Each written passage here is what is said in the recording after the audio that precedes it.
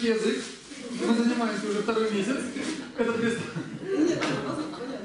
Меня зовут Дмитрий. Чуть-чуть сюда. Мы специально сюда сидим. А мы специально не идем. Специально обратно идем. Может, нам скучно здесь. Может, мы не двигаемся вот так вот. Просто поворачиваем. Вам видно? Написали? То есть понятно, да? Приставка «па», соответственно, делать его еще. Какая приставка «па»? Ну, частица «па». Нет, «па» это она просто добавляется. То есть она не делает? Нет, она ничего не делает. Это... Существует. Вы будете ответственны. Нет, «па», это просто слово было «щепа». Дело в том, что, смотрите, если первоначально у нас было слово «намбар щепа», чтобы сократить его, вот это выпадает, вот это выпадает. Получается «намщеп». А намдак? Намдак это будет намбар дакпа. Не мешается. Когда сокращают, то вот эти вот слоги они вырезаются, и получается намдак или намщеп. Да, я совсем не понял, почему «па». Да, это сокращение. Па здесь, ну если вот намдак, то я па вписал в прошлый раз, когда я говорил, что намдак, соответственно, получится намбар и дакпа. Так, давайте я напишу, я чувствую, не успеваю. Давайте будем писать, все будем писать.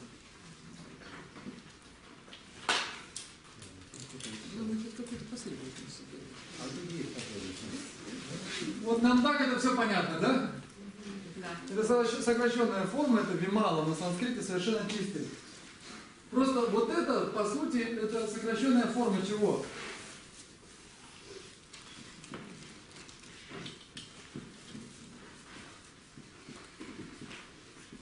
Теперь понятно? Да. И вот второй у нас пример был. Намче. Вичняна. Соответственно, как она раскроется, как она развернется? Намбар, щепа. Намбар щепа.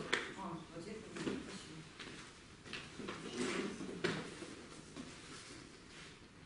Есть еще такое слово.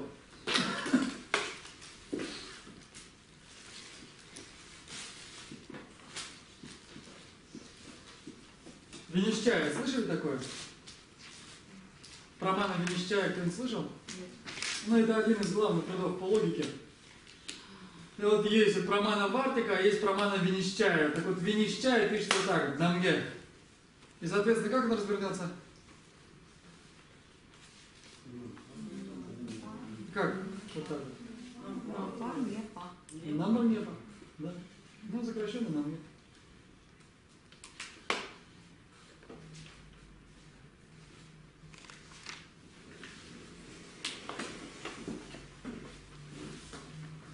То есть приставка все понятно? И намге, то, соответственно, у нас было намбар-ева. То есть вот падеж, то самое слово, которое мы используем для падежа. Намге, не смейте читать намге, наверняка уже кто-то прочитал.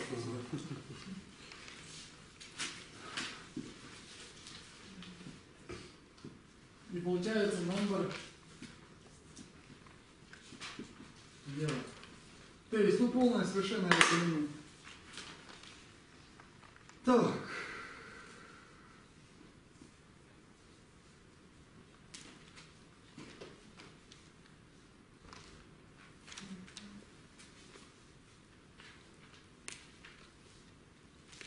То есть, вы помните, какие падежи мы разобрали с вами? 2, 4, 7. Соответственно, у нас остался 1, 3, 5, 6 и 8, если он будет. Он будет, никогда он не двинется. И здесь, помните, у нас говорилось, что строчку найдите у себя в переводе, где говорилось «Намье нищи дымпа дам». Нашли? Как это переводится? На слух, я надеюсь, вы уже должны определять, чего я там читаю. Используйте второй, четвертый, Отлично. Кто-нибудь еще нашел это? Да. Отлично. А дальше что говорится? И при определении, при времени. Отлично, уже что-то. Дальше у нас я эту строчку перепишу заново.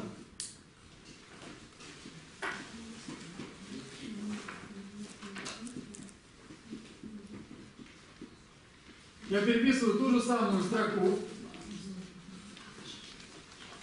Она у меня не помещается, поэтому я пишу вот так. В две строки.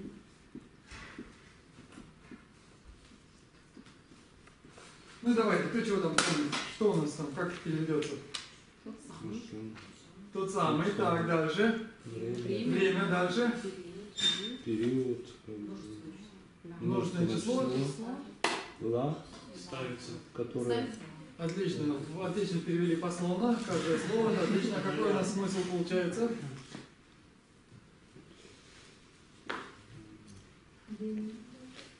В двух случаях дни и це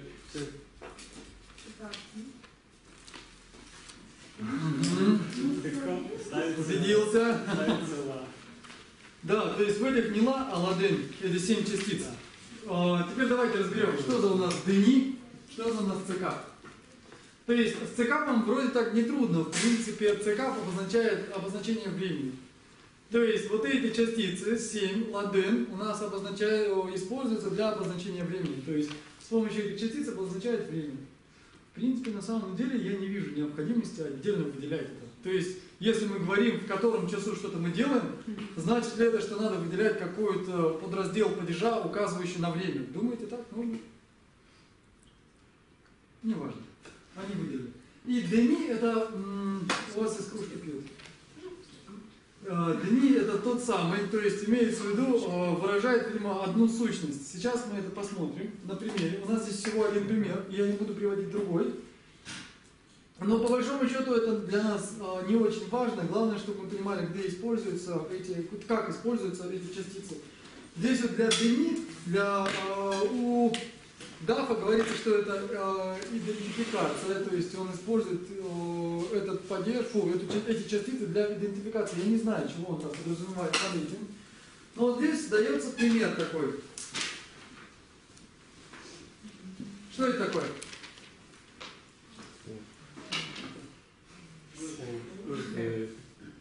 Ну отлично, что это? Свет. Свет. Какая частица после него будет? До. До. Ду. Почему ду? Ду это ду. Там нет смягчения. Вот и дальше смотрите, идет такой глагол. Как он читается? Вы уверены? Цер. Вот это вот что это? Цер это читается. И этот глагол сверкать, блистать и так далее. И как это переведется тогда, как вы думаете, предположительно вот? Как это можно перевести? Свете сверкание. Да, то есть сверкать светом мы бы на русский перевели. Мы перевели бы, наверное, творительным каким-то падежом, то есть сверкать светом. А здесь вот у них, вот у церкви получается, что будет сверкать в свете. То есть вот дени поэтому называется, вот в нем самом как бы получается. То есть немножко странно. Свет сам в свете сверкает. Но вот это единственный пример, который я здесь вижу. И, соответственно, я полагаю, что этот пример один приведен, потому что очень странное определение. Как бы там ни было, вот это то, что нам надо знать. И дальше мы перейдем к следующему разделу, это цекап. Цекап он просто используется для указания времени. Давайте сотру пример. Написали? Я стираю пример и пишу другой. Это был пример для дни. Сейчас мы переходим для примера к цекап. И здесь он дает, например, такой пример.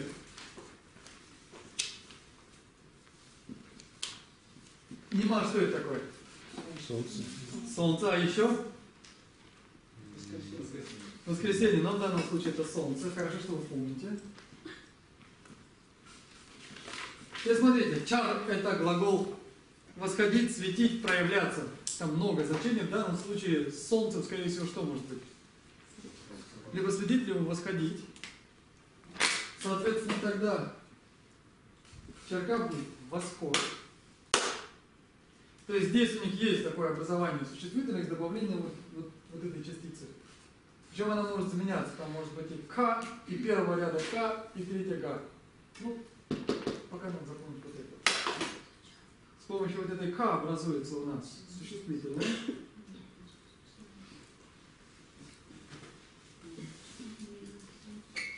Дальше идет у нас. Это что за глагол у нас? Джо, идти и дальше. Как это переведется?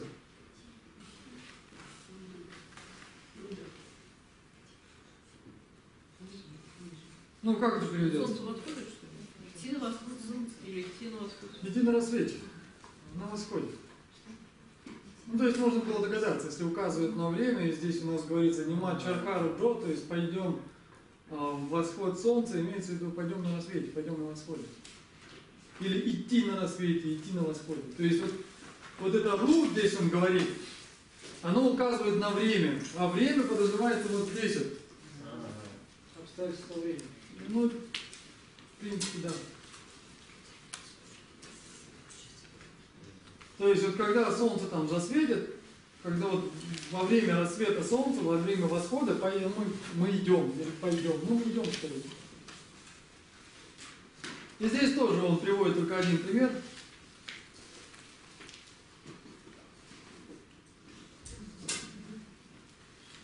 С этим понятно, да? То есть здесь по большому счету надо запомнить, что в такого рода случаях используется эта частица. То есть, если мы говорим, в котором часу и так далее, по всей видимости, это приблизительно то, что он хотел сказать. Понятно? Для обозначения времени используются вот такие вот частицы. С этими частицами, я надеюсь, мы с вами разобрались. Куда и кому и где мы с вами сможем теперь сказать, я надеюсь, не уверен.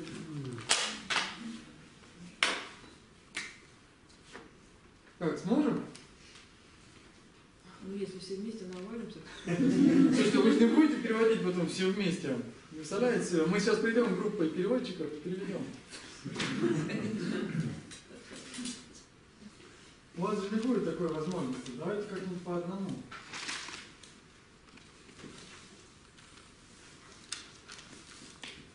Дальше мы продолжаем наш текст.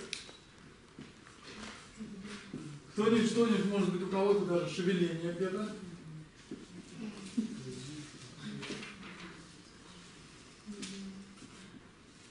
Какое-то есть шевеление? Что я написал? Это что это такое? Ура, это родительный падеж. Кто-то помнит что-то.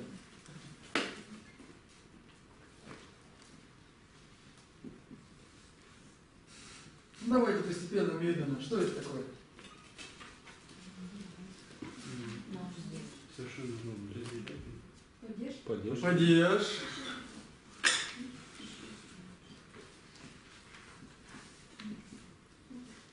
А это что это?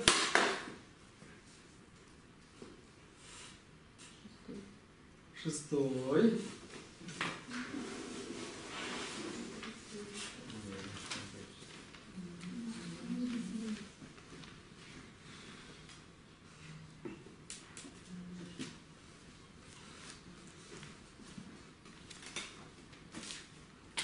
И как переведутся эти две строчки? Что мы знаем здесь?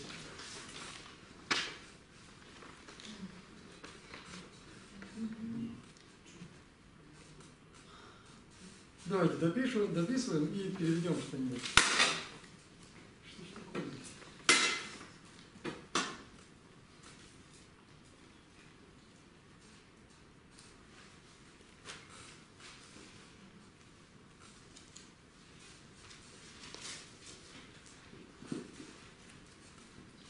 И это частица шестого падежа, называемая дрелтера. Вот эта частица, а где здесь написано вот эта частица шестого? Ну, я уже по-русски перевожу. Здесь смотрите, у нас слово, вот это что это? 5. 5. Это же не идет по. То есть смотрите. Видно, я надеюсь, там сзади всем видно. Это что это у нас было? 5. Напа. Это пятый или пятое. А здесь у нас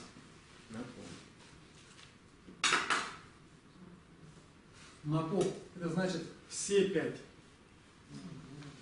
То есть не 1/5 частица, а все 5. То есть получается вот эти все 5 частиц, а какие именно? И, они у нас являются чем? То есть не являются они показателем падежа, но вот здесь вот смысл такой, что они принадлежат у нас к какому падежу? К 6-му. И этот 6-й называется, как он читается? Да. Дель это глагол связывать. Да, это у нас, ну в данном случае можно перевести как частица или показатель падежа, если хотите.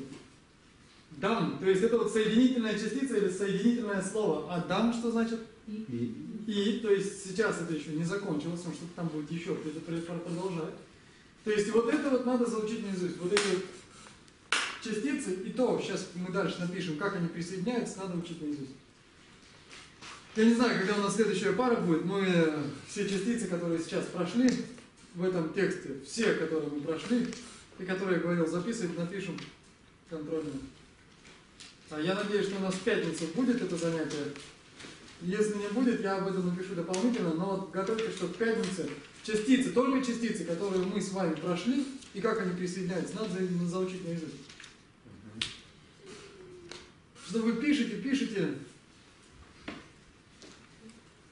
и остается на бумаге, а должно быть не только на бумаге. Это родительный падеж, это очень важно. Падеж, здесь нет неважных падежей, все падежи важны. Но вот это вот один из самых часто употребимых, это родительный падеж. И по-тибетски он называется джельда. То есть джельда это значит родительный падеж. То есть падеж, который связывает, указывающий на связь между двумя членами приложения. И он же у нас 6-й падеж. То есть очень часто тибетцы могут говорить не название падежа, а его порядковый номер. То есть мы прошли с вами 2-й, 4-й, 7-й и 6-й. То есть у нас падежей осталось еще чуть-чуть. Причем первый у нас именительный, у него нет никакого показателя. И, то есть мы прошли 1-й, 2-й, 4-й, 6-й и 7-й. Нам остались только какие? 3-й и... Что это у нас? 5-й. Написали? Да. Сейчас мы здесь чуть-чуть допишем. Нет, лучше даже... Нет, лучше не дописывать, а сперва мы напишем несколько примеров. Не напишем примеров. Объясни мне просто, как присоединяются частицы чуть позже, когда до него дойти сюда. И тут же он говорит, что вот эти вот самые же частицы, смотрите, давайте по тексту.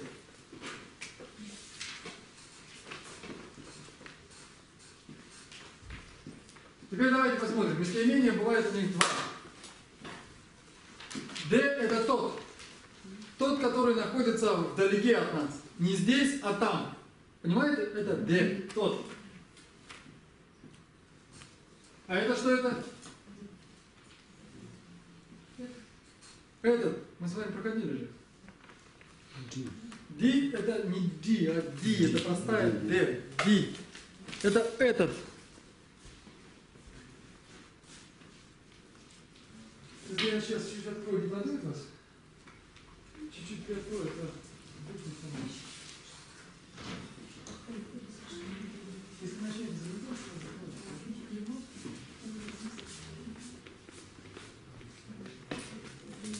то Д и Ди, то есть Ди, соответственно, этот, Д это тот.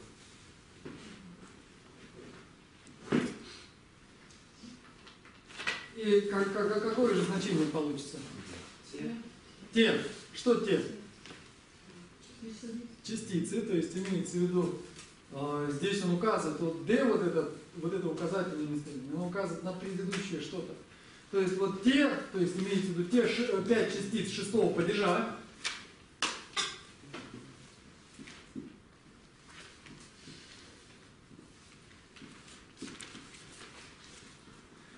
это что это за слово? Что это за сложное слово, из чего оно состоит? Где в конце есть «са», Да, правильно. Чем, как у нас переводилось? обладающий. Обладающий чем? В конце са есть. Конечный са. То есть что обладающий конечный са? Ну, мы сейчас нанизываем одно за другим, то есть надо просто присоединять.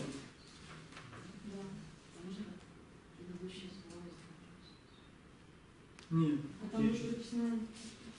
Из текста этого не следует. Вот мы сейчас, вот, я просто стараюсь вас вести прямо по тексту. Здесь информация, она надо ее просто прибавлять. Где нам это что было? Те, что те? Частицы. Какие те частицы? Те 5 частиц шестого падежа с окончанием са. И что это получается? Здесь он вот это пытается объяснить.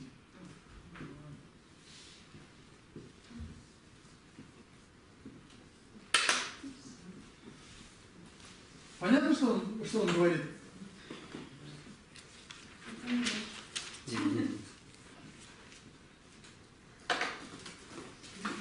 Посмотрите, что я здесь написал. Сейчас мы поговорим об этом. То есть вот этот денам сататем, это значит те вот самые частицы родительного падежа. Помните, они у нас были са или без?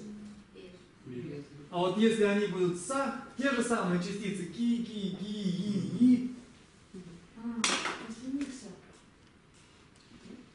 Если в конце них будет стоять са, это будет другой падеж. Другой падеж, отлично, слава Богу, кто-то это сказал. Я был в конец. Да. То есть эти же самые показатели родительного падежа, если к ним представляется са, то есть если они кончаются на са, то это будут уже показатели, но это эрготив, называется, мы будем это называть творительный падеж. Это уже показатели родительного падежа. Иногда его в старых учебниках переводят как орудный падеж. Орудный это от слова орудие. То есть орудный падеж то, чем делается. Здесь вот у нас вот са, помните, да? В родительном падеже, помните, мы что писали? Если у нас оканчивается на а или без окончания, что у нас писалось? Так, а мы разбирали родительный падеж прежде. Помните, у нас было, я говорил еще, вот это вот, что за слово? Окончание, конец, а вот так? Окончание конца. Это же не ра, да боже ж мой, не путайте эти падежи, это разные же вещи. И, соответственно, получается, видите, я говорил, что если мы с вами это смотрели, объясняли, шестой падеж родителей, когда я еще говорил, запишите эти частицы, вдруг запомните. Что-то не произошло еще с вами. Что-то не случилось. Вот видите, а люди некоторые не писали. Да, вот я заметил, обычно люди вспоминают в этой аудитории именно тот момент, когда я снова это повторю, и тут все вспоминается. Я говорил о том, что родительный падеж, как и ладом, он входит в слово. Давайте я сейчас напишу пару примеров.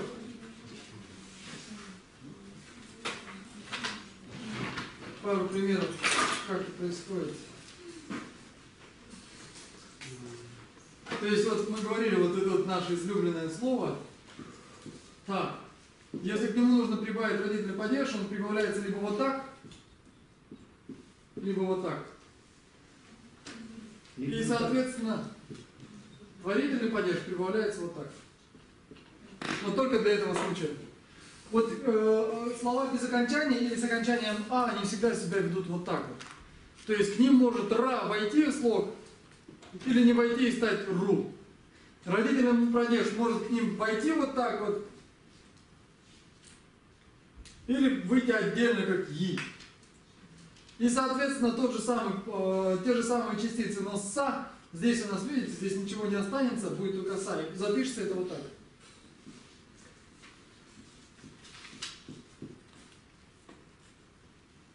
И что у нас делает са с произношением? Если у нас первое было та, то будет читаться те. Или можно здесь оставить а, но здесь уже будет тогда та, и. Сейчас мы это снова разберем, но вот я просто уже начал писать, что эти же самые частицы са. Здесь надо было объяснить, что получается с этим показателем родительного падежа, который пишется а и вот с этим вот а и сверху и, с этим и. Понятно? А как будет читаться, когда в родительном падеже, когда вот Тоже так же, в конце? смягчает. Тоже будет смягчать. Да, это я говорил уже. Это говорил, что когда у нас было слово «те», то оно читается не «таи», как читают очень часто монголы. Вот я смотрю, здесь Сергей на первом ряду вспомнил, по-моему, это занятие, нет? Что-то промелькнуло. Что-то промелькнуло.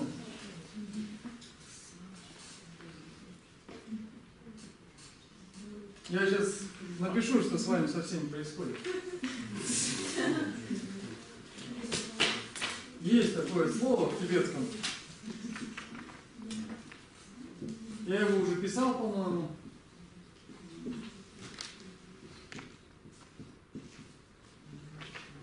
Как это читается?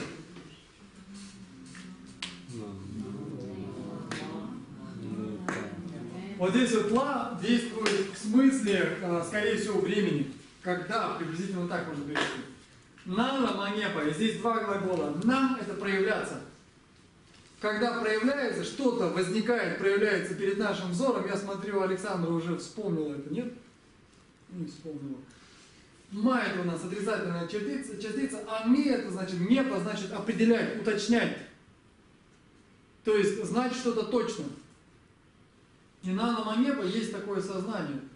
Оно очень часто у нас у всех работает. То есть, когда мы что-то видим, но не помним потом это. То есть, видели? Намна. То есть, оно перепроявилось перед нашим взором, но оно манепа, оно у нас не отложилось, оно у нас, так сказать, точно, мы его не постигли, не определили, так сказать. И вот это то, что с нами происходит. Мы смотрим на доску, что-то пишем, но у нас классическая, такая, хроническая наноманепа. Видели? Помнить ни черта не помним. Но это со всеми то, что обычно происходит с нами. Потому что когда мы едем по улице, вы представляете себе, сколько всего вы видите. И, естественно, мы этого ничего не помним. То есть, если спросить рядового человека, что он видел, когда ехал в автобусе, мы не вспомним и десятой, наверное, доли того, что мы видели. Потому что все это уходит сюда. Такой вид сознания, наноманепа. То есть, мы видим, то есть, оно проявляется перед нашим взором, мы воспринимаем, но это не фиксируется, это не, так сказать, не определяется, не схватывается у нас.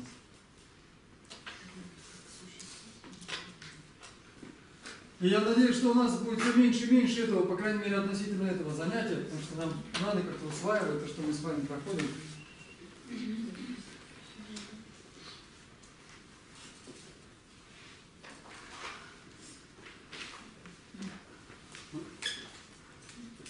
Что это за падеж, когда вот эти частицы «са»? А вот мы сейчас, это написано в следующей строке. То есть я вот построчно объясняю, и он говорит здесь, видите, что он говорит, что Денам сатачем мани, дальше, смотрите, Денам сатачем написали, да? И вот заканчивается предложение. Как это переведется?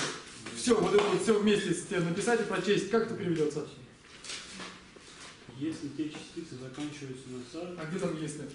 Вы знаете, как будет слово «если» по-тибетски?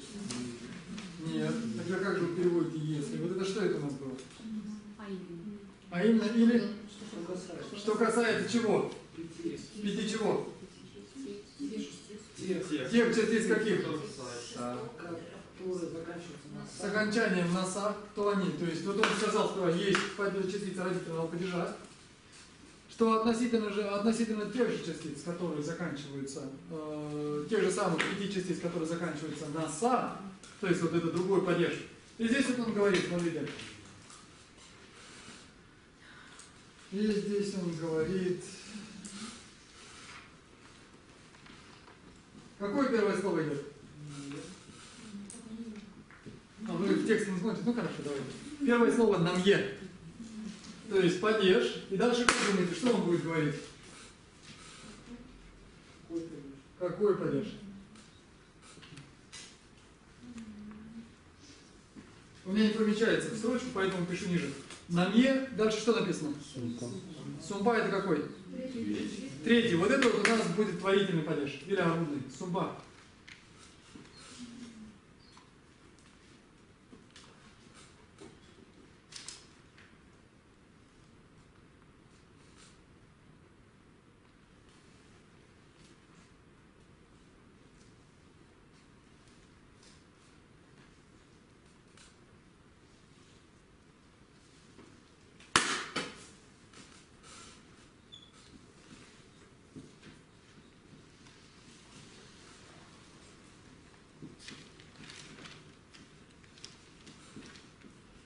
Дальше что у нас написано?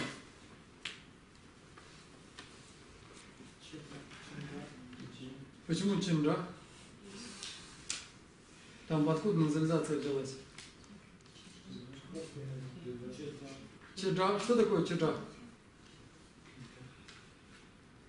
Че это? Делать или называться? Вот, делать. Делать. Нет, называться это у нас будет. Ну да, но здесь делать. Здесь главное первое значение. Делать. А джа то же самое, что и в предыдущем случае. А что было в предыдущем? Частица или? Показатель падежа. То есть получается частица кого? Здесь подчеп называется деятель. Деятель. То есть это от глагола делать. Чеджа это получается деятель. Частица деятель. То есть имеется в виду падежа деятеля. Ну то есть творительного или орудного падежа. Теперь давайте снова пробежимся. И что это получается? То есть что он говорит? Вот эти вот 5 частиц родительного падежа, те же самые 5 частиц родительного падежа, но с окончанием «са», они что? Являются у нас показателем третьего падежа, который называется орудным или чеджа, то есть творительным или орудным. Чеджа, ну то есть деятель. И дальше как вы думаете, зачем здесь стоит «т»? «Т» на что у нас указывает? Выключи, А именно, или то есть имеется в виду, что предложение у нас не закончено, что-то сейчас за ним последует. И что последует? Когда они ставятся, то есть метод присоединения, так сказать. Что там после чего ставится? С этими двумя частицами, точнее двумя видами частиц, удобно то, что они, метод присоединения у них одинаковый. То есть как для тех, как для первых, так и для вторых. И она движется. Да, да, да. Я не знаю, что сделать, она катается. Видно?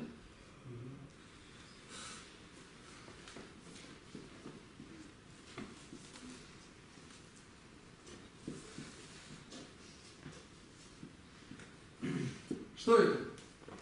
Как читается? Джорцуль. Есть там припихание во втором слоге? Нет. Во втором есть. Джорцуль. Что это? Как это переводится? Ну давайте, смотрите там. Мы это проходили. Сейчас, подождите, пусть найдут. Пусть ищут.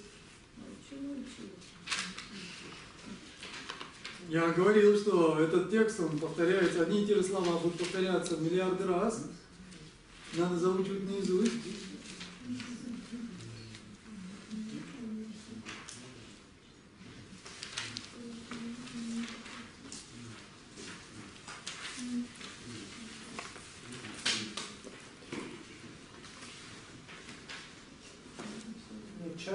Присоединять, да, я тоже чарно. Отлично. Джор в данном случае. Это просто другая форма глагола. Джор это либо настоящее, либо повелительное. Но в данном случае пусть будет настоящее. Джор присоединяет. Отлично.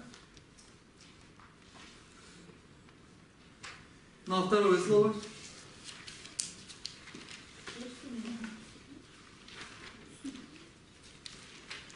Цюль, что у нас значит? Словарик ты там ставил себе на планшеты? Да, ну можно хотя бы так как-то.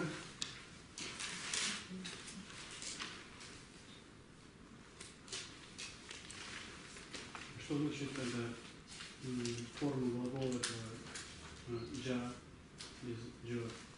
Такой формы не бывает, по-моему.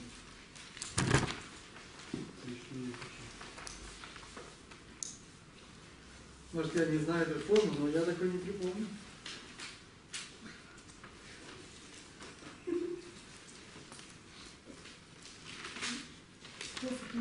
Способ. Да.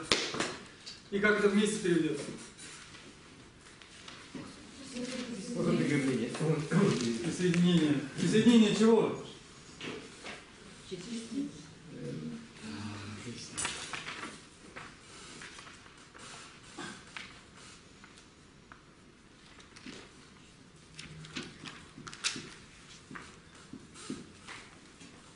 Что это такое? Наморал это русский глагол. Наморала. Она что сделала?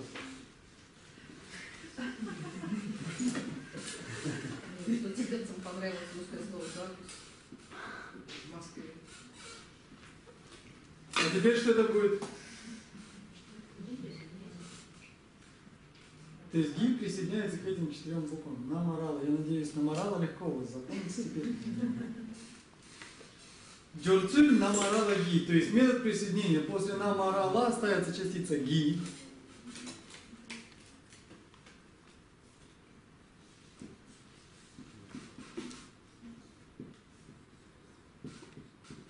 А это как думаете, что значит?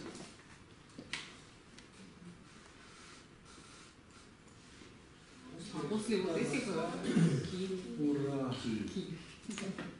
Хорошо. Да, я прям думаю, идем, наверное, на Нобелевку. А здесь что?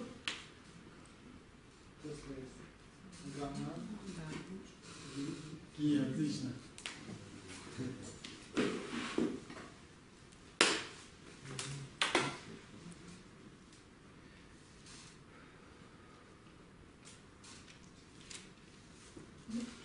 Написали? Сейчас вот мы разберем эти 2 падежа и дальше будем с вами их уже разрабатывать, то есть смотреть, как они работают и так далее. То есть это сегодня мы на этом остановимся. То есть мы идем очень медленно на самом деле. Я бы сказал даже, что мы идем непозволительно медленно, но по всей видимости быстрее мы не получается у нас пока.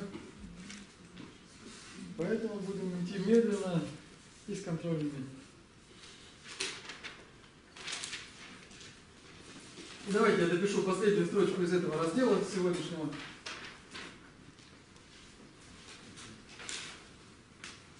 Я надеюсь, у вас либо на телефонах, либо в планшетах у всех есть словари, что они нам сегодня потребуются.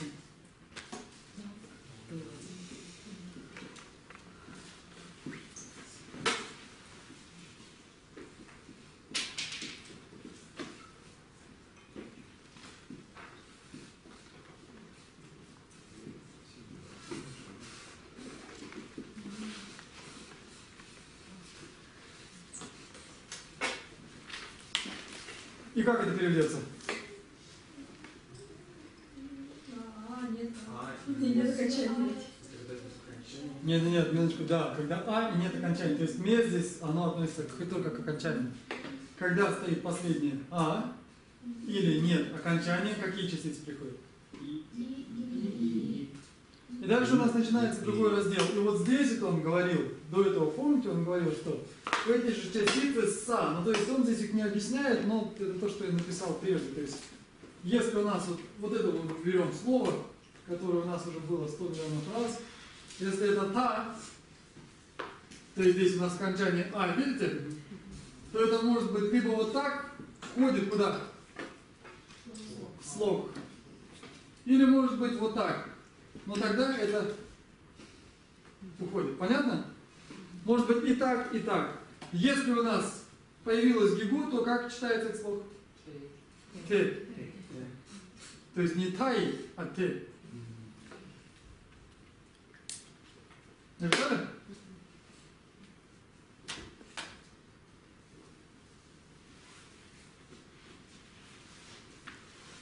Написали?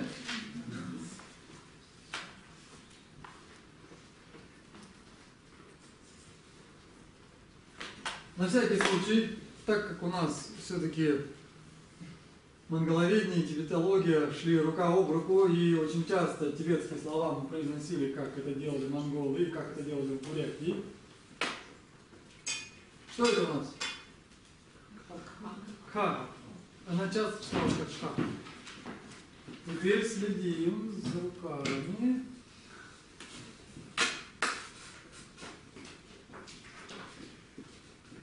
Кто это написал? Что это значит? Небо. А теперь читаем по-монгольски или по-бурятски?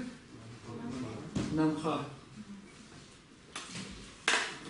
Теперь в бурятском или в монгольском прочтении, как и в калмыцком, читается все. И прочитается не намха просто, а этот падеж, который читается, как это будет звучать? Намхай.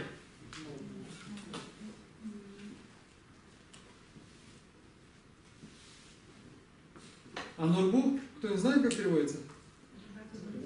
Драгоценность. То есть это будет небесная драгоценность. Вот так это получилось, что его стали читать намхай нурбу.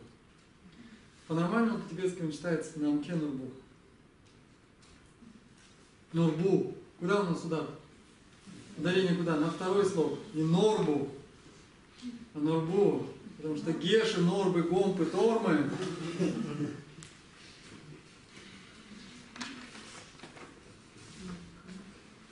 Я рассказывал вам эту повесть? Потому что она геши, живет в гомпе, отлично лепит тормы. Всегда ставится ударение хорошо? Или нет? Всегда. Южный диалект. Что? Южный диалект. Южный диалект? Ну да, может быть. Все? Написали? Вот это то, как не надо читать. Не намхай. И не намхай. Намке. Здесь вот этот показатель родительного падежа смягчает. Вот так вот он дает. Намке получается. Стираем.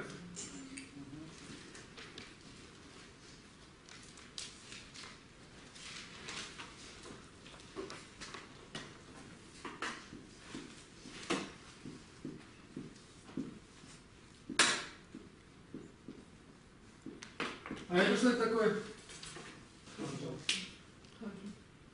Почему каджо? Каджо. Должна быть назализация или нет? Почему? Предписная А. Предписная А. Каджо читается. А если мы заменим?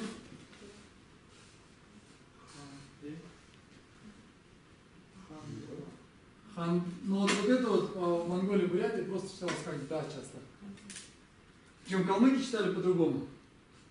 И получается хандо, и очень часто вот это О заменялось на А, и получается ханда. Бадма Ханда, кто знает, такая певица есть отличная? Вот ее имя, это значит ханда, ханджо. Но вот на бурятский манер или на монгольский манер произносится как ханда. А буквально как перевести? Мы это уже можем. Ходящая по небу. Даки это не перевод. Ходящая по небу. Да, ходящие, путешествующие, передвигающиеся в небе. Падежа здесь нет. А могло бы через родительный падеж.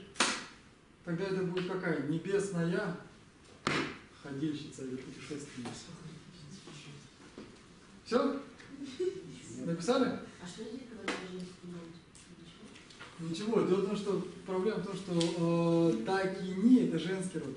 Но вообще канджо это могут значить и канджо это и боги, и птицы, и вот те самые даки мужчины, и дакини женщины. Здесь вообще о женском роде нам вообще ничего не говорит.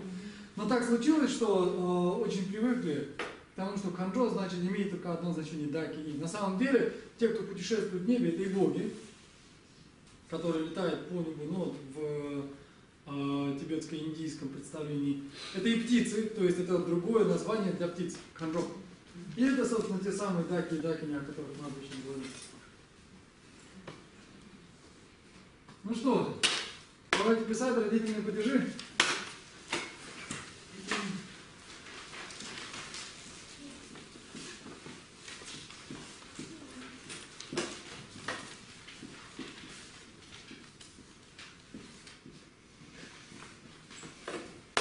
Что я написал?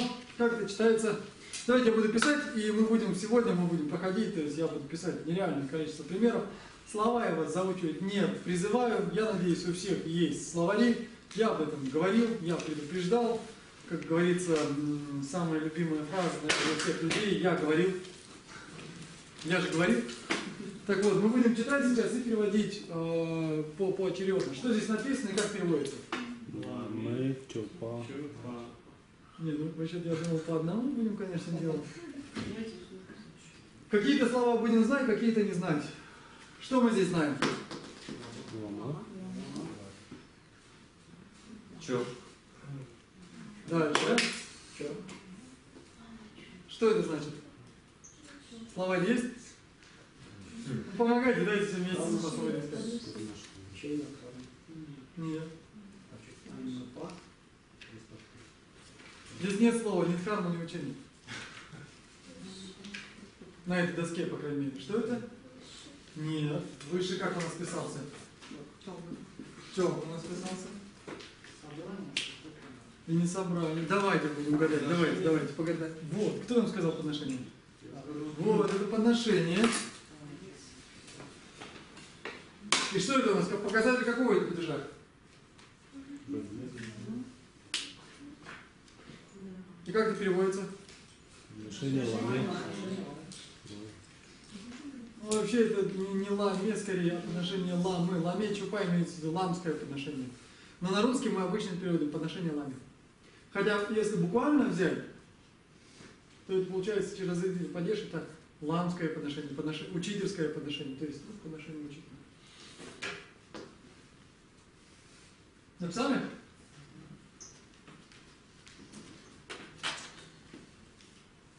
Ламе чупа. То есть, но обычно этот текст называется, который, может быть, кто-то знает, есть такой текст лама чупа. Лама чупа, вот там поддельного показателя нет, там просто лама чупа, то есть имеется в виду подношение учителю. А здесь было ламе чупа.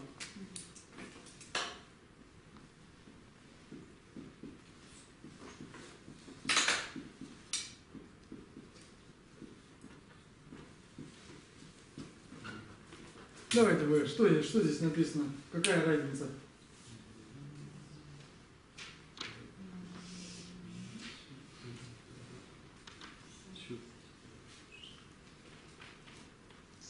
Давайте все подключаемся. Ну, тут ламе, чупа также звучит, То есть подносит уже кто? У нас деятель меняется. Ламе чупа получается чем? Учителем, чупа это подношение. Учителем, то есть подношение, которое совершается учителем. Написали? Произносится, вот в этом проблема. Произносится одинаково, а значения разные. И очень часто в текстах, особенно рукописных, которые переписывались, бывают ошибки, когда путают падежи, когда родители падеж путают с творителем. Никогда не путайте. Вот это творительный падеж. Это получается, что лама подносит. Ламу подносит. Ламу может подносить?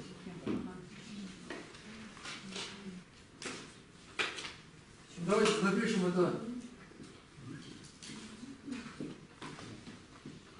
Эти небезызвестные и неправильно часто произносимые слова, которые уже плотно, прочно вошли в русский язык. Как это читается? Геше. Геше, слава тебе. Может, Геше все-таки? Что-то вообще Геша не слышал никогда, что кто-то так говорил. Потому что вам повезло просто. Вы не слышали Геша. Там кто не путал только. С Гешей, наверное, иногда путали. Ге это что это такое? Добродетель. А ще? Не знаете, да? А давайте по словарю найдем. Сможете найти по словарю? Давайте учитесь пользоваться. Как это, смотрите, если большинство словарей, я думаю, у вас, наверное, латиница пишется, да? Еще у кого? А у кого есть словари? Поднимите руки. У меня есть словарь, но нет шрифта. Так, я не вижу. Один человек, что ли, у нас? 2, 3, Нет, ну есть словарь. 4. Не, ну есть словарь. Сделали мне одолжение. Нет, ну есть словарь, братан. Что, показать? Сколько получается у нас? 5, что ли, да?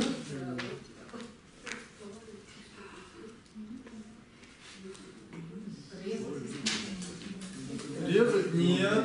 Как это запишется латиницей? Диктуйте мне. Б, ну вообще, давайте лишь латиницей. Ну, пусть будет Б, бог с ним. Б, а дальше? С, H, И, С. Друг. Воу, смотрите, друг. Какой друг? Благой. Добродетельный друг. Благой друг, добродетельный друг. Это то и есть то, что мы называем кальяном митра. Кальяна, соответственно, это не кальян, это кальяна, это добродетельный. И митра это друг. Добродетельный друг. То есть кальяна митра это буквально перевод на тибетский язык. Гейшер. Кальяна митра взяли и перевели гейшер. То есть это благой друг. Это духовный наставник, но вот его называют благой друг.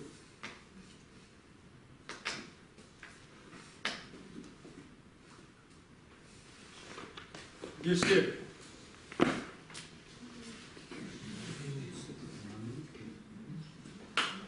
Что это я написал?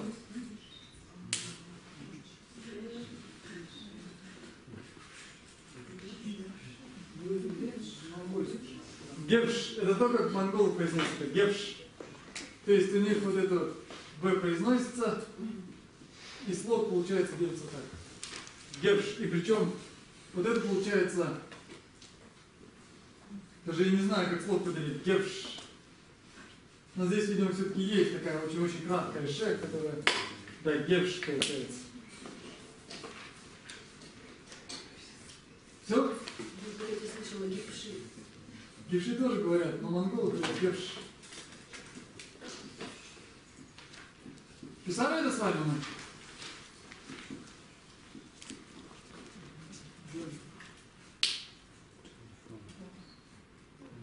Как читается? Ударение куда?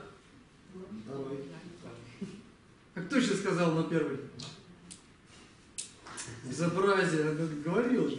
Вот вы не слышали, у кого там Геша? Вот у этих людей, у которых Гомпа. У них Геша в Гомпе.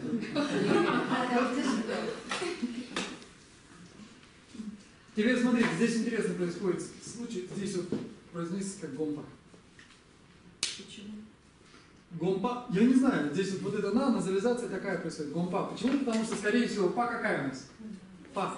Губная. Ма у нас тоже губная. Получается гомпа. Гомпа. Гомпа это монастырь. Уединенное место, монастырь. Первоначально, по всей видимости, это было уединенное место, имело значение, а потом приняло значение монастыря. Гомпа.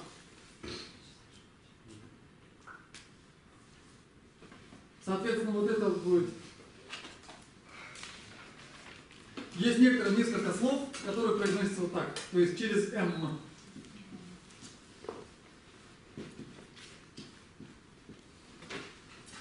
Как это читается? Гомпо. Что значит гомпо? Защитник. Это и есть тот самый гомпо. Защитник. Теперь посмотрите. Вот эти части похожи? Вот эти части две похожи? Разница в чем? Не путайте. Очень часто тибетцы, потому что оно произносится очень похоже, то есть совершенно одинаково, за исключением па и по. И из-за того, что само написание очень похоже, очень часто путают. Если да у нас, то это что? Предписная да, то это что? Монастырь. А если ма? Защитник. Произносится гомпо. Тоже здесь происходит то же самое. Произносится как ма. Гомпо. Теперь есть некоторые люди, которые произносят, во-первых, гомпа. Во-вторых, в Гомпе, если уж на то пошло, кто живет?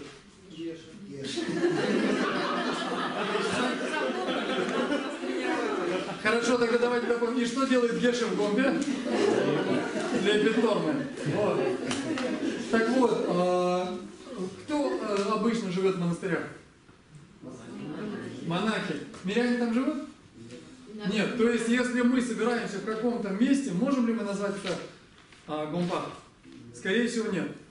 Есть люди, которые говорят, что все-таки там, где они собираются, несмотря на то, что они миряне, это не монастырь, они называют это Гомпа. И они говорят, что это идет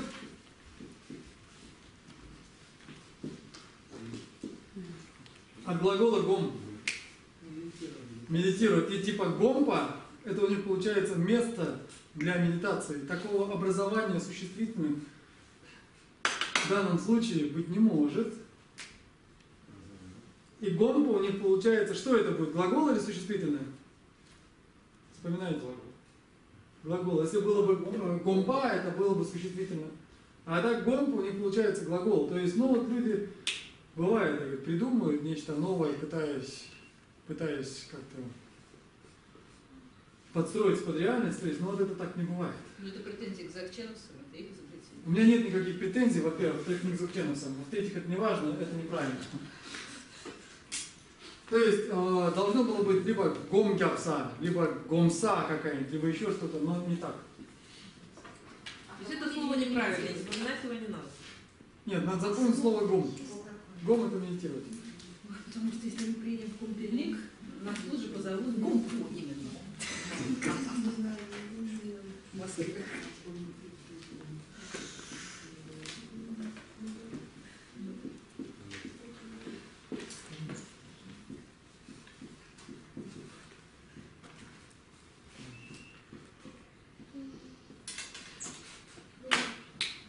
Что это значит?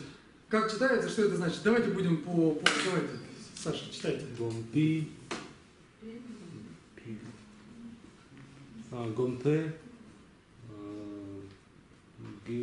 Гише. Ага, отлично. Что это значит? Значит, гише. Монастыря. Ну, да, этого монастыря. Да, то есть получается монастырский гише. Ну, какого-то монастыря, какой-то гише. Написали? Нет. Что же вы так медленно пишете там? Да что ж такое? Мы же пишем после того, как здесь написано. Мы же не можем раньше. Вы что, не можете через меня видеть, что ли? Не видим. Вы не тренировались. Вот всем достаются нормальные студенты, а вот мне не видят через меня. Нет.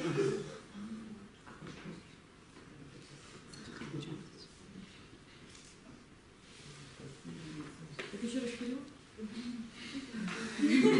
Слушай, первый ряд какой-то. Записали только что. Александр, ну, скажите еще раз перевод. Еще раз, пожалуйста. Монастырский гише или гише монастыря. Да.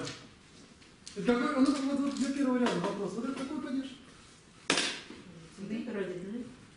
О, Ну, а ты чего? Вы же запомнили. отлично. Прозвучало сейчас вот где-то в том тоне, что обижаешь, начальник. Запомнили. Все? Записали? Ну давайте уже, давайте допишем. Мы это писали, не писали, по-моему, писали уже. Что это? Торма. Что это значит? Все знают, что такое торма? А торма? Потому что многие знают, наверное, что такое торма, не все знают, что такое торма. Торма — это вот такие вот лепные фигуры, их иногда переводят как пироги. А на английском было даже такое cookies, то есть вот печенье. Это на самом деле лепные фигуры, которые лепят из жареной ячменной муки для подношения. Они бывают разных форм, они могут быть овальные, сложные формы, конические и так далее. Вот их обычно выбрасывают. И вот этот глагол «тор» обозначает бросать, также брызгать. И торма, это ма обычно указывает на женский род. Запомните, напишите крупными буквами. Иногда ма обозначает женский род, но не всегда.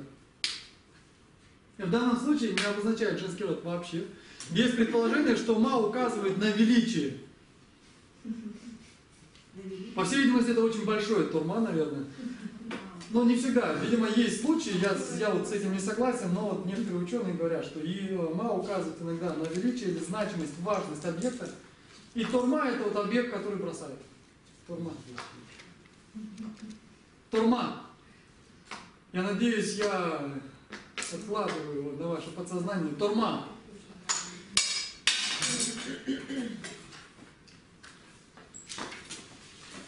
Ну что? А если это выбрасывают не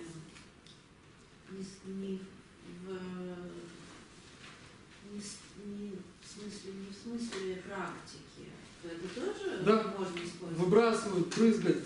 Да. Теперь смотрите. Вы уже догадываетесь, что я пишу?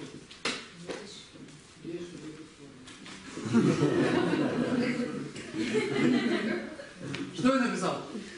Как это читается? Гешейки. Да что ж ты будешь делать? Гешейки.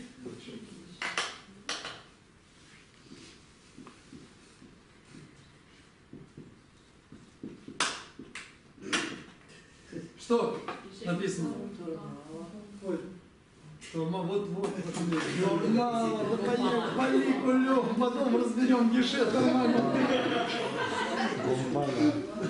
Это вот бывают такие языки, знаете, как пиджины, то есть там как бы пытаются объясниться люди, они говорят гешет, торма, гумпа.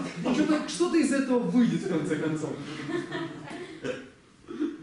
Что написано? Что гумпало? Что это значит? Вы слышали?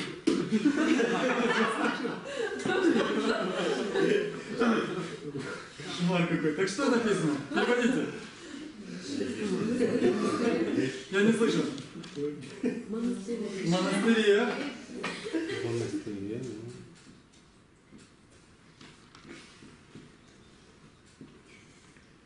Делать торма. Торма. Что это? Делать. Ежеги гумбара тормаче. Здесь есть такой момент. Некоторые говорят, что в настоящем времени частицы творительного падежа не используются. Они используются только в прошедшем времени. Я не знаю, так это не так. Мы сейчас будем их запоминать для всех времен и будем их впихивать везде, чтобы в будущем мы точно не ошиблись и не пропустили. Вот это предложение, оно написано в соответствии с письменным языком, потому что так не говорят. Потому что только опираясь на форму глагола невозможно сказать, в каком времени происходит действие. Но мы сейчас изучаем письменный язык, поэтому мы исходим из того, что для нас это предложение будет приемлемо. Гечеги гомма через ма гомпала торма те. То есть делает сейчас, в настоящее время. Или он вот делает там, каждый день, например. Понятно?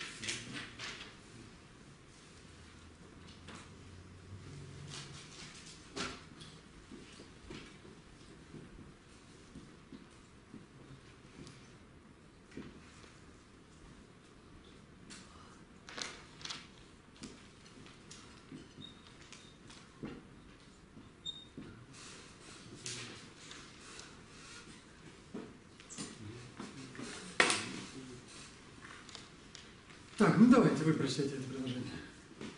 Намкар. Так, Гунпы. Турма. так, стоп. Вернемся сюда. Как это стоит произнести? Как это должно быть? Если у нас нет этого, вот, гомпе будет. Гомпе. Вот этот родительный падеж, точно так же, как и творительный, он придает мягкость предыдущей гласной. Получается не гомпои, а гомпе. Гомпе. Турма. Фур. Там придыхательное, оперативное. Фур. Что получается вместе? В небе. Фур. Давайте до фура дойдем и узнаем, что там в небе. В небе. Защитник. Летит торма защитник. Да? В небе летит тормозащитник. Вот что ты его кинул, там он летит.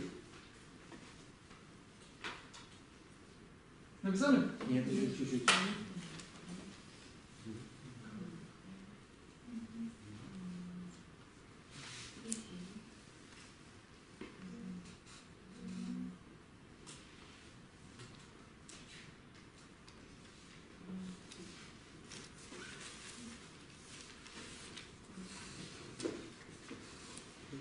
Написали? А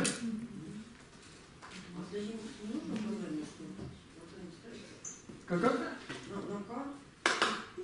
Вот и мне надо сказать. Здесь им не было. Как там было написано? Все списали? Все, понятно.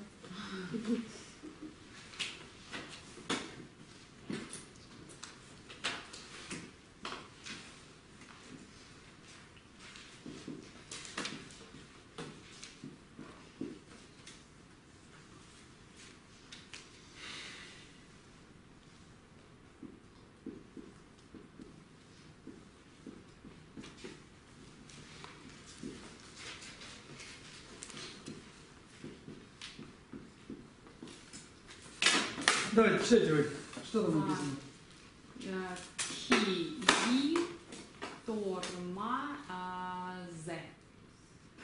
интонацией. Вы уверены, что там «з»? Ну, он такой, как между «с». Нет, он низкий, как «за», но произносится как «Се». «са», «са», «се». И здесь у нас не будет «с», потому что здесь у нас что? Какой тон у нас будет? Высокий, потому что «С» прописано. будет, «с». Ки, турма, «с». И что это получается? Что знаем, что не знаем здесь? Творительный, потому что вот после «са». Да, вот теперь давайте, если у кого-то есть словарь, давайте переведем это предложение по словарю. Давайте залезем в словарь и переведем слова, которые мы не знаем. Собака. Собака. Собака, да, первая, точно. Окей. Дальше. Собаку бросили или ест. Ест, торма. Ест? Ест. Посмотрите, какая форма глагола? Прошедшая. Она их съела. Она их съела. То есть, вот помните, у нас турма летели? Они, видимо, упали, и она их съела. Я вот думаю, что из моего подсознания влазит такая история. А что у нас прошедшую форму глагола показывает? Что у нас показывает прошедшую форму глагола? Это сама по себе прошедшая форма глагола. Понятно, я частицы прошедшие. Нет, мы пока не проходили никаких показателей прошедшего времени. Мы говорили о том, что у нас 4. Сколько у нас форм глагола? 4. И какие они у нас были? Повелительное, прошедшее, настоящее. Это у нас на разнобой. Я говорил о том, что мы обычно пишем, как сперва идет что. Будущее, настоящее, прошедшее и повелительное. Да. И вот эта прошедшая форма глагола, она сама по себе указывает на прошедшее время. В современном языке так не будет. В современном языке будет специально вспомогательный глагол или какая-то частица прошедшего времени, которая указывает на прошедшее время. В данном случае это вот разговорный язык. Это понятно?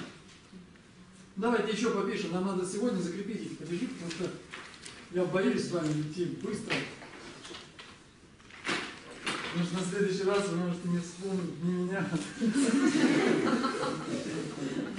ни того, что мы писали. Как ни странно, все помнят этот адрес. Что? Вы там что-то есть. А я полагаю, наверное, не все же вспомнили этот адрес. Наверное, те, кто не приходят на занятия, они просто не могут вспомнить.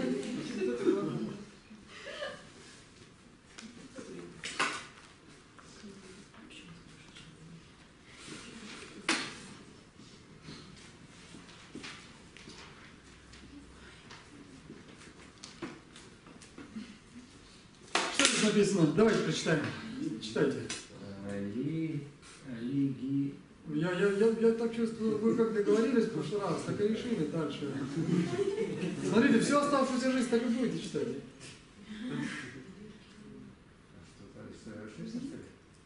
Ну, понимаете, вы сейчас прошли, если бы это была Москва, вы прошли бы ее как Москва. Лиги. Так. Та это настоящая форма глагола «смотреть». Вы чувствуете разницу между глаголом «смотреть» и «видеть»? Да. Вот это «смотреть», это не «видеть». Прошедшее? Настоящее. А миг, соответственно, это... Орудие видения глаз. То есть получается смотреть чем? Глазами. И теперь, если уж на то пошло, чуть-чуть напомню. Сперва у нас что пишется? Глаголы. Сейчас давайте напишем сперва. В будущем в глаголах первая форма какая пишется у нас обычно? Будущее. Будущее. Смотрите. Это вот у нас была настоящая форма глагола «смотреть». Читается так же, но это будущая форма.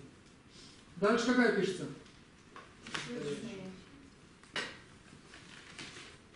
Похоже? Но чего-то не хватает.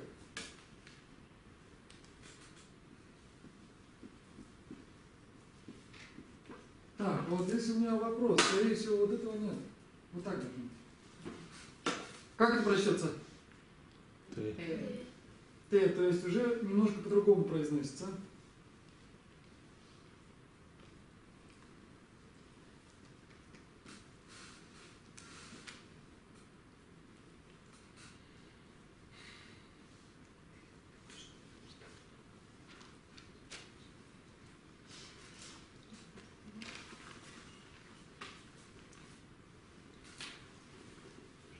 Нет, правильно я написал. Гланацба. И дальше смотрите. Что у нас дальше пишется? Ну здесь вот было бы обычно вот так вот. Щик. Щик он не нужен, просто пишет традиционный тесик. То есть будущая форма была бы та, настоящая та, прошедшая те и повелительное наклонение точек. В будущем вы увидите, что очень часто в глаголах это происходит так. То есть в будущем времени обязательно есть ба, в прошедшем времени обязательно есть ба и са. И в повелительном наклонении нет вот этого, но появляется откуда-то народ. Я сейчас не прошу вас запоминать, прям заучить это. Если запомните, хорошо, не запомните, ну не буду ругаться. Но это вот то, как у них по форме глагола можно определить, о каком времени или о чем там повествует глагол. Понятно? Это к вопросу о том, что указывает на прошедшее время. То есть форма глагола указывает на прошедшее время. И, соответственно, она же будет указывать на будущее, на настоящее и так далее. Мы выделили кружочком здесь что? Отсутствие? Да, отсутствие. То есть отсутствие, оно тоже может на что-то нам указывать. А переводится как глаз смотрит, правильно? Глазом скорее.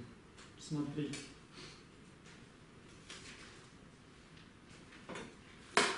С глаголом мы будем разбираться позже, потому что там есть пара вещей, которые стоило бы, может быть, объяснить. Написали? Да. Поняли? Понятно? Понятно. Хорошо. Все надо запомнить.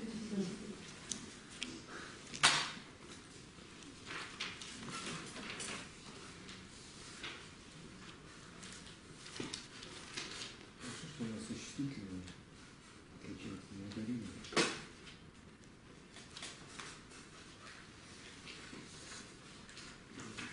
Понятно?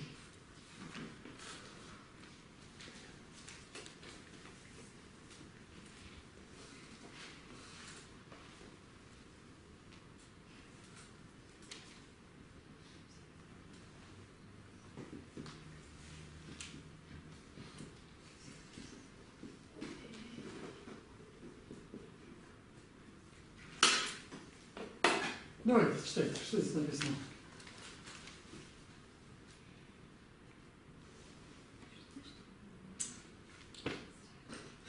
Давайте, читайте. Нет, давайте сейчас. У нас в другой раз уже третий неделя не получается. Давайте, читайте. Где? Нет. Где? К. Где? Почему к? Потому что приставка суффикс «да», он у нас делается с ударялком, ну, короче, как-то. Ну, отлично. Ну, у нас... Хорошо, смягчает. Классно. К. Дальше.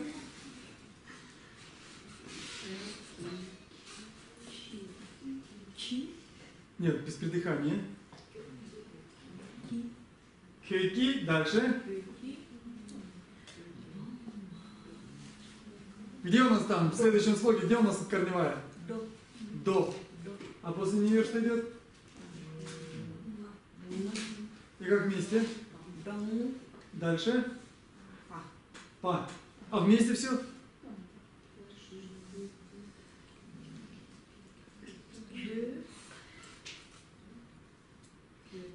Ки? Ага. Дом. Па. Да. Ке, кто не знает, как переводится? Ты. Это вот то самое ке.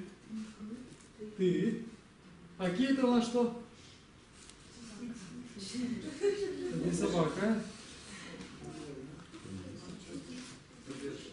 Я не слышу.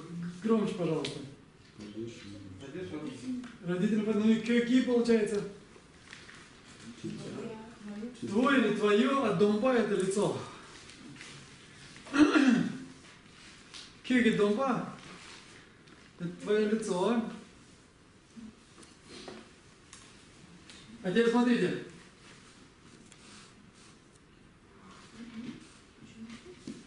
Что я вставил? А, значит, Как читается теперь? логично. Кюки, домпа. Кюки? Домпа.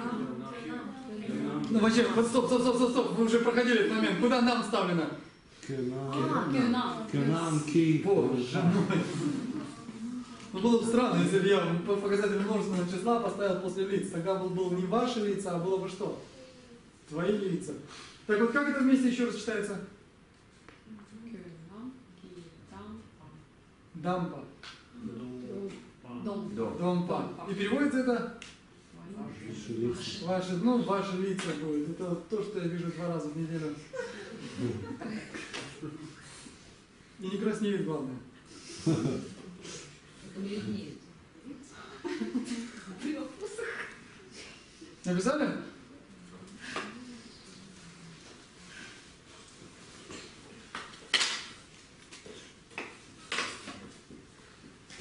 Это что это?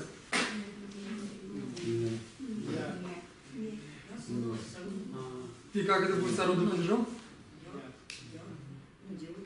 Ну, я или мной.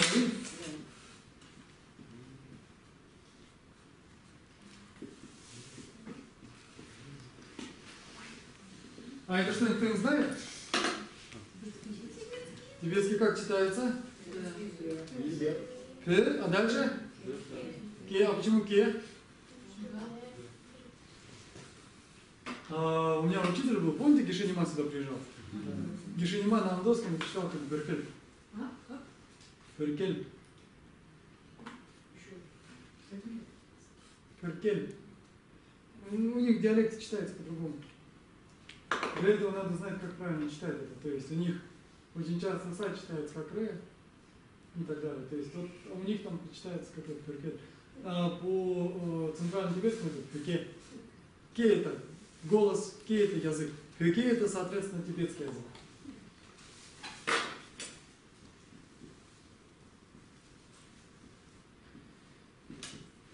А это что это такое? Вы уверены? Джон. Ну и, соответственно, что это может быть? Скорее всего, учить, да. Ни пюке джон. То есть, как это получается? Что это, как переведется? Да, но, скорее всего, должно было бы быть, как я уже говорил, в настоящем времени без показателя. То есть, было бы на пюке джон в данном случае. Но я уже говорил, что мы будем писать его везде, чтобы... Написали?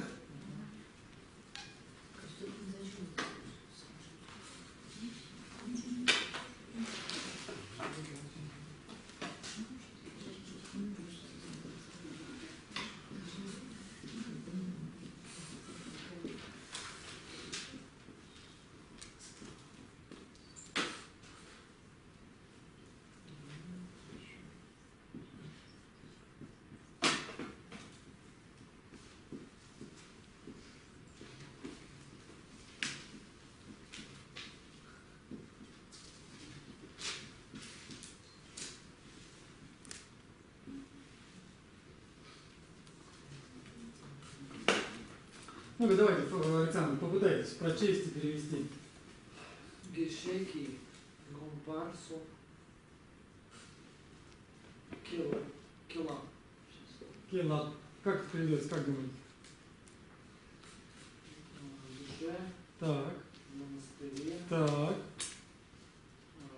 монгольский язык так. И преподает. преподает.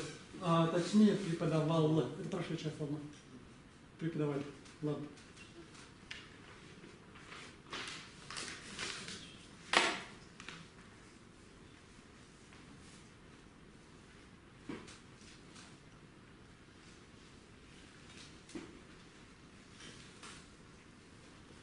Написали? Нет. Совсем не.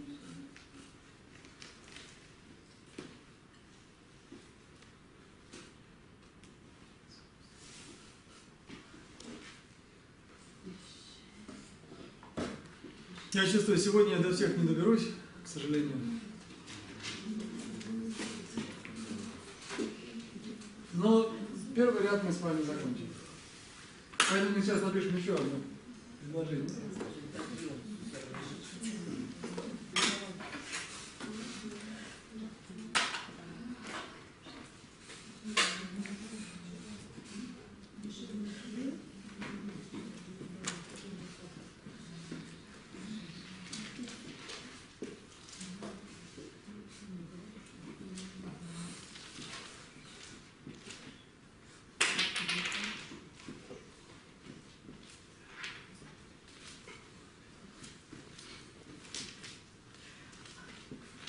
перейдем с вами на политические темы. Давай, читай.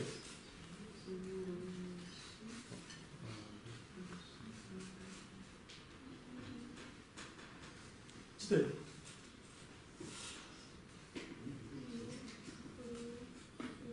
Так. Так. Я.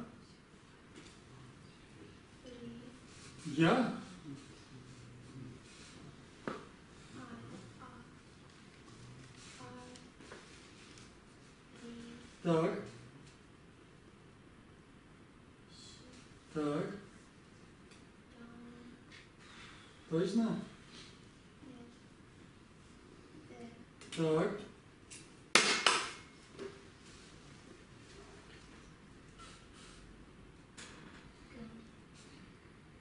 Еще раз. Кем? И еще раз читаем. Как тут прощаться, если нормально?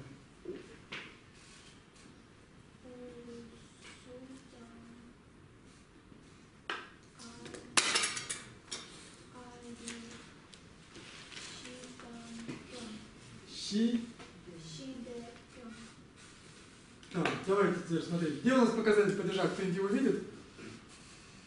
Су. А, не, урусу это русский. Да. Почему после Урусу нет такой? Потому что у них, здесь так получается, что обычно падежный показатель ставится после последнего члена перечисления. Это вот они стараются избегнуть излишнего повторения. Язык не стремится. И урусу, это кто это такие? Русские. Что это такое? Русский. Это Россия, урусу. Вот они так и произносят урусу. Урусу мы с вами, урусу. А ари что это у нас? Америка, мы с вами писали уже, помните, у нас была Америка. И если этот творительный или орудный падеж приставить и к тому и к другому, что у нас получается? Америкой. Дальше щиде, иногда читают щибде, но обычно читают щиде. Щиде это значит, какая щи будет в каком тоне? В низком. Щиде. Щиде это мир. Буквально, если перевести, это два слова. Смотрите, первое, щи это мир, де это блаженство или счастье. В религиозных текстах это обычно и счастье, и блаженство, и то значение имеет. И кем это защищать? В настоящее время от глагола защищать. И как переведется это?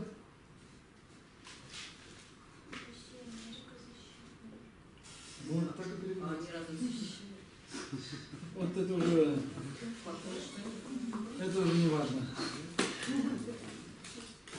На сегодня тогда давайте здесь остановимся. С родительным падежом и с творительным у нас все понятно? По-моему, все должно быть ясно. Понятно? Есть какие-нибудь вопросы?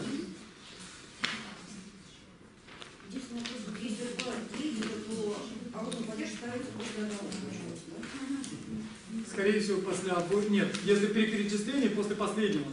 То есть в данном случае же и Россия, и Америка деятели находятся После последнего. Если бы была Россия, на последнем месте после нее бы стоял. Если бы их было 3, 4, 5, 6, 7, стоялся бы после последнего.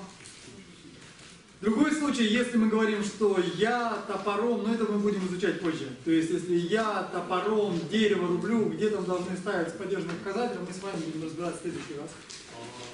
Бывает несколько показателей падежей у вас после нескольких слов. Нет, то есть после одного и того же слова обычно несколько падежей не ставится. Несколько падежных показателей не ставится, но бывают редкие случаи, когда падежный показатель может быть, например, может образовывать наречие. То есть там это надо в дальнейшем будем рассматривать. Пока нам необходимо усвоить вот эти два падежа. То есть ситуация, когда разных имени условно существуют. И друг за другом они являются двумя разными падежей, какая ситуация есть у вас в Скорее всего, нет. Надо подумать, но я думаю, что нет. А в Урусу СА как бы переписалось это? Урусы. Как бы СА приписалось? Как бы творительный падеж приписался после Урусу? Как вы думаете?